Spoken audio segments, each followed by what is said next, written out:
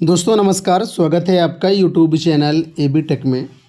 आज है 24 फरवरी 2026 और जान लेते हैं आज की महत्वपूर्ण खबरें। सबसे पहले यहाँ देखिए अपडेट है कि जीआईसी प्रवक्ता भर्ती में बीएड अनिवार्यता पर सीएम से मांगी छूट। राजकीय इंटर कॉलेज प्रवक्ता भर्ती 2025 में बीएड को अनिवार्य किए जाने के निर्णय के विरोध में प्रतियोगी छात्रों का एक प्रतिनिधिमंडल मुख्यमंत्री के जनता दरबार में पहुंचा और अपनी मांगों को लेकर के ज्ञापन दिया।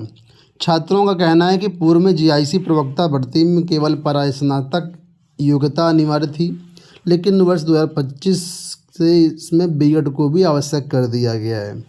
इससे प्रदेश भर के लाखों अभ्यर्थी प्रभावित हुए हैं और इनका कहना ये है कि पूर्व निर्धारित पात्रता के आधार पर तैयारी करते हुए बहुत सारे ऐसे छात्र हैं जिनको लग रहा था कि हम इस भर्ती में शामिल हो पाएंगे और अपनी तैयारी कर रहे थे। अब वो बीएड अनिवार्य किए जाने से इस भर्ती में आवेदन करने से वंचित हो गए हैं।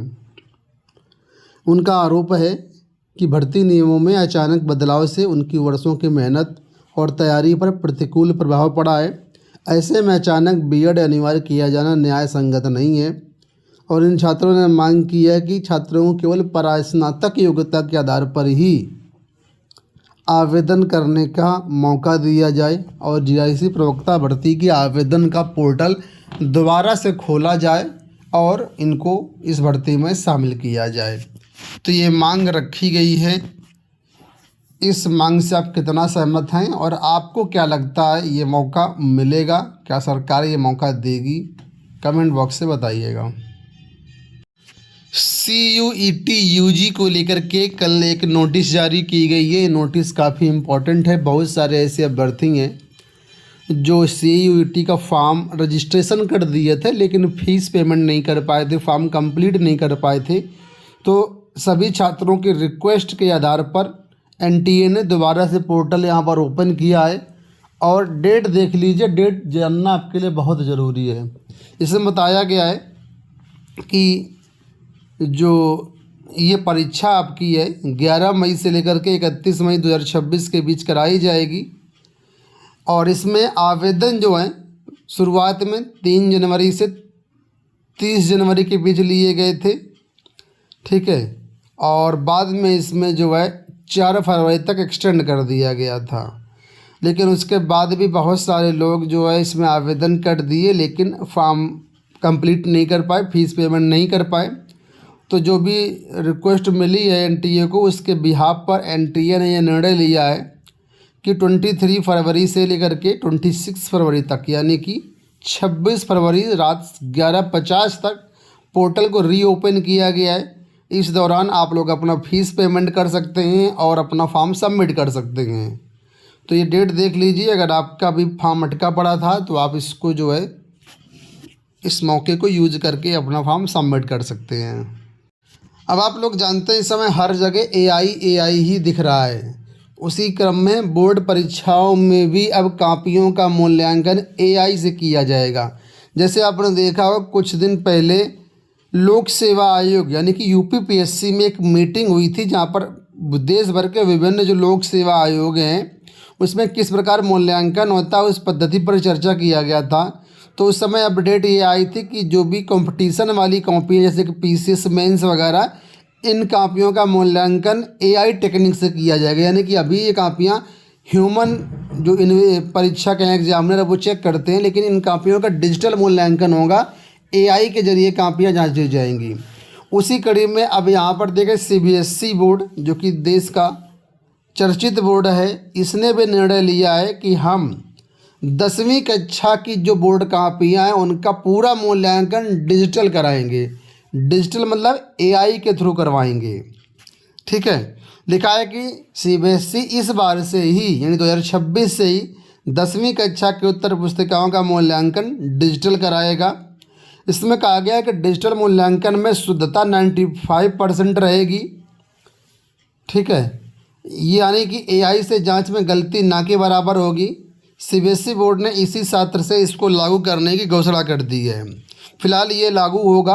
अब ये कितना कारगर होगा आने वाले समय में पता चलेगा और इसमें गंदी लिखावट होगी तो भी AI समझ करके मूल्यांकन कर देगा। जेईई मेन में रिकॉर्ड 16 लाख से अधिक आवेदन आए। जेईई मेन में इस वर्ष आवेदन का नया रिकॉर्ड बना है। अब तक 16 लाख से अधिक अभ्यर्थियों ने आवेदन किया है।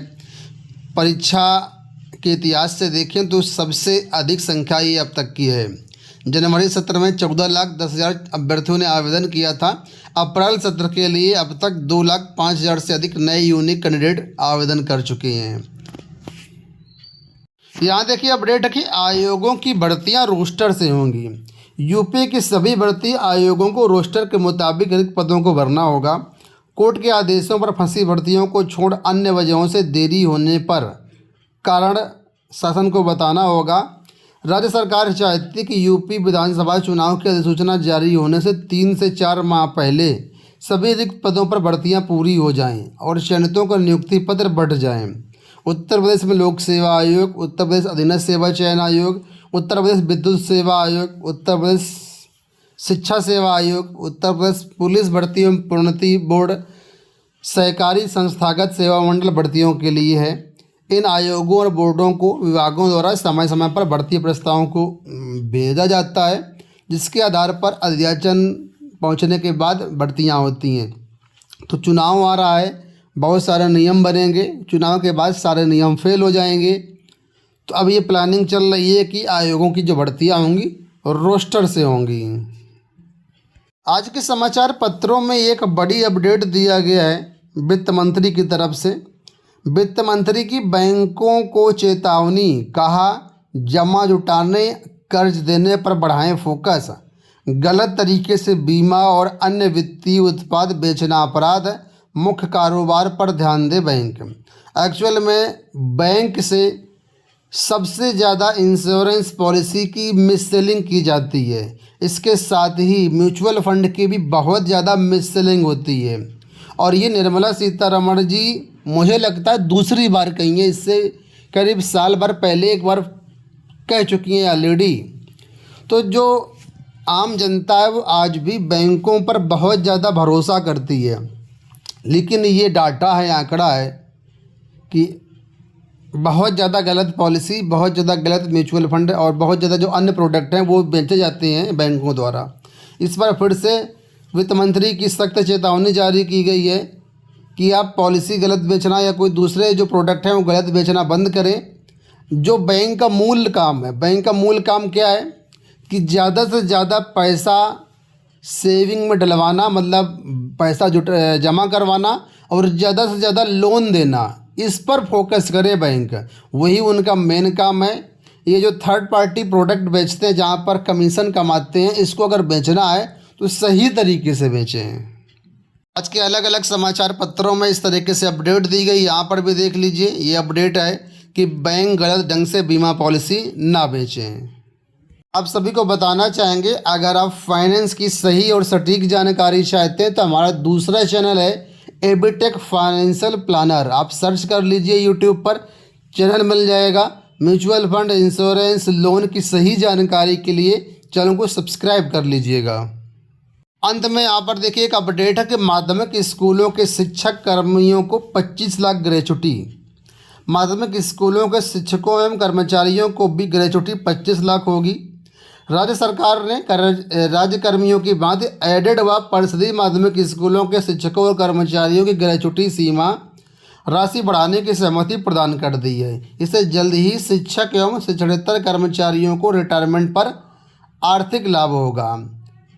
तो एक अच्छी अपडेट है दोस्तों। ये हो गई आज की सारी सूचनाएं। उम्मीद करेंगे वीडियो पसंद आया होगा। इसी तरह के अपडेट के चैनल को सब्सक्राइब कर लीजिए। धन्यवाद।